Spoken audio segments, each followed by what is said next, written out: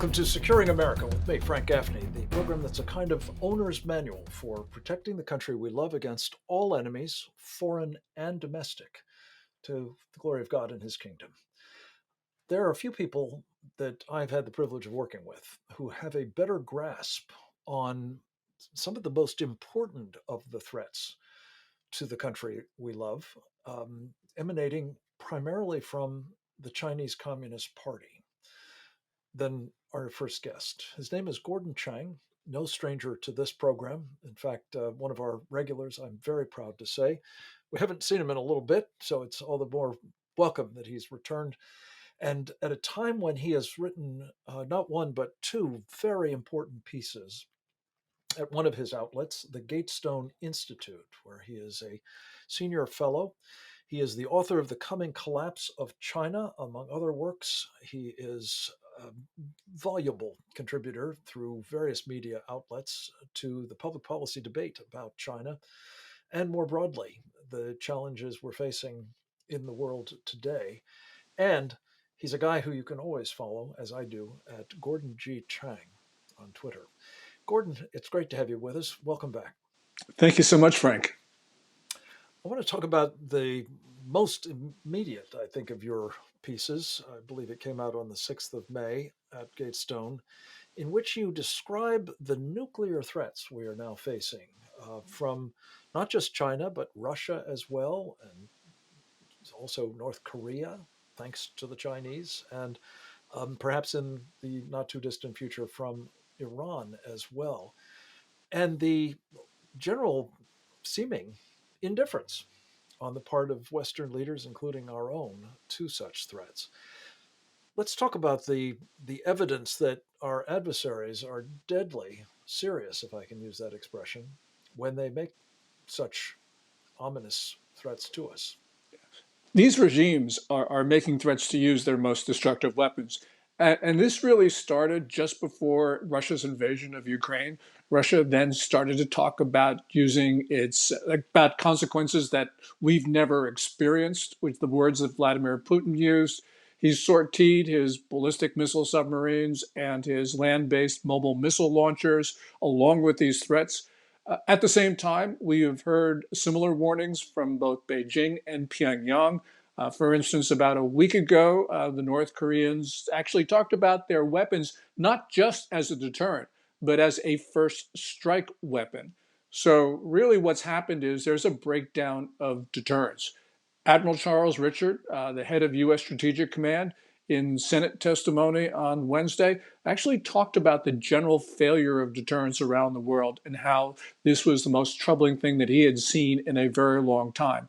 Unfortunately, we have a president who I think does not understand the value of the deterrence. He wanted to try to move away from a 7-decade policy of protecting our allies and ourselves with our weapons to what was called sole purpose. This really was a mistake. Fortunately, he didn't do it, Frank, but it is a signal to the world that the President of the United States doesn't believe in nuclear weapons. You know, we spoke yesterday with Trevor Loudon, mutual friend of ours, about Joe Biden's long-standing engagement with essentially unilateral nuclear disarmers, going back to his initial run for the United States Senate and his ties with a group called the Council for a Livable World, which is, I think, a pro-Soviet operation initially and has been very much working to undermine our deterrent ever since. And the tragedy is, and I think what Admiral Richards is basically, at least implicitly acknowledging, Gordon, is our own deterrent capabilities are now well dated, to say the least, if not functionally obsolete, and simply no longer up to the job of persuading the likes of Putin and Xi and perhaps Kim that there would be intolerable costs to them if they wound up exercising these substantial and growing nuclear capabilities on their side. Is that part of what's operating here, do you think? It's not just the weakness of Joe Biden or perhaps even his philosophy about deterrence, but that the underlying capabilities of our country are not what we need them to be? Well, yes, the three legs of our triad are old. Of course, they still work, but nonetheless, they need to be modernized quickly because we know that China has, for instance, recently doubled the size of its arsenal in the last couple of years. Of course, the North Koreans are moving at a very fast pace, including developing hypersonic glide vehicles, which they undoubtedly got from China. And of course, Russia has put a lot of money into and resources into its weapons.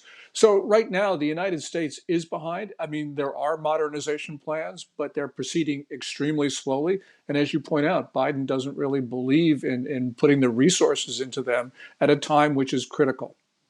Yeah, the resources is one thing, and the policy about their use is another. And just not to quibble, but I hope they work. I mean, obviously, we have some confidence in the delivery systems of our nuclear forces.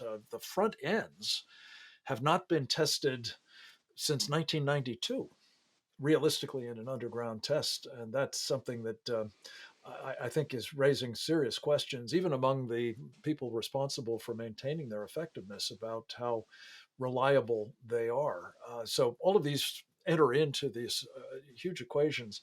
And Gordon, you spoke in your piece at Gatestone about one particular threat that I think is worth mention here, and that is one that I guess has been brooded by several people in uh, Russia, notably a guy that you say is described as Putin's mouthpiece. Talk about this Poseidon undersea drone and its possible use against Britain. Yeah.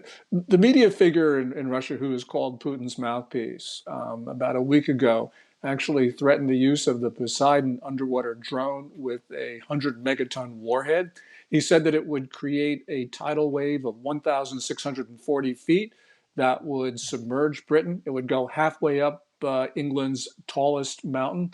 Um, and of course, there's a lot of this comes at a time when there's been a number of other threats from not only Russian defense ministry but also from other figures who are closely tied to Putin. Frank, it's not just Biden. I mean, we can go back through a series of presidents, and we have heard these threats from China and Russia in the past, and we have had a policy of ignoring them. I guess it's because we don't want to give them oxygen. But the problem is we've at the same time emboldened these regimes to make more threats. And right now, where there's been a number of failures of American policy, the chaotic withdrawal from Afghanistan, the failure to deter Russia and Ukraine. Now, these people, Putin, Xi Jinping, Kim Jong un, believe that they might actually use them. And so we've got to be concerned, as Admiral Richards said, that there is the failure of deterrence. Yeah, it's a very fair point, Gordon. This is not uh, exclusively the fault of Joe Biden.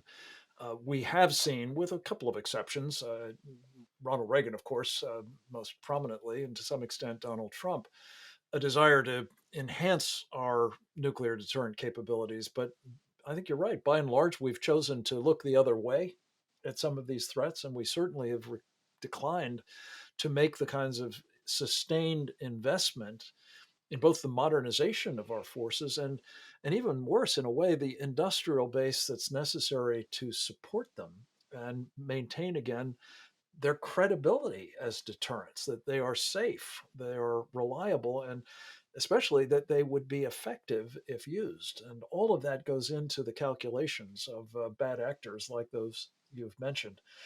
Gordon, in a second piece at Gatestone, you've talked about another threat vector, which is very worrying, especially in light of recent events, namely China's pursuit of biological warfare. And we're going to talk a bit more about that with you and what we should do about China on the other side of a very short break.